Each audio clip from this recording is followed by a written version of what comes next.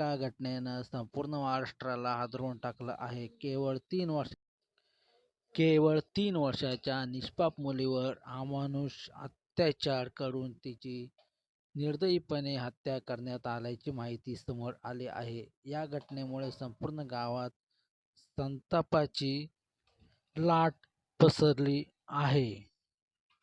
नाशिकच्या माळेगाव तालुक्यातील डोंगराळे येथे मन सुन्न करणारी घटना घडली असून प्राथमिक माहितीच्या आधारे एका चिमुकलीवर लैंगिक अत्याचार करून नंतर तिचा निर्घृण खून केल्याची घटना उघडकीस आली आहे. त्यानंतर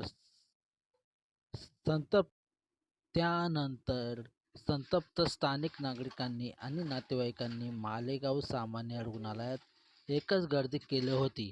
मयत चिमुकलीच्या नातेवाईकांनी हमरडा फोडत आरोपीला भर चौकात फाशी द्या अशी मागणी केली आहे.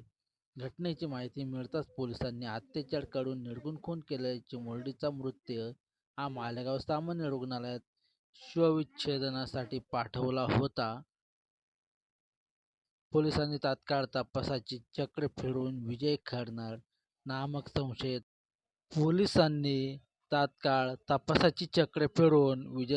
नामक संशयित आरोपीला अटक केली आहे. दरम्यान आरोपीला फाशीची शिक्षा मिळेपर्यंत ज्या काही कायदेशीर बाबी करता येतील त्या आम्ही लवकरात लवकर करू. सदर घटना ही रेप विथ मर्डरची घटना झाली असून याबाबत गुन्हा देखील दाखल झाला आहे. तर याचा तपास DYSP दर्जाच्या अधिकाऱ्यांकडून करण्यात येत आहे. गंभीर घटनेचा विचार करता पुरावे जमा करण्यास अडचण निर्माण होणार नाही असं काम आम्ही करीत असून ही केस फास्ट ट्रॅक कोर्टात चालेल यासाठी आम्ही प्रयत्न करीत आहोत. लोकांच्या भावना तीव्र आहेत.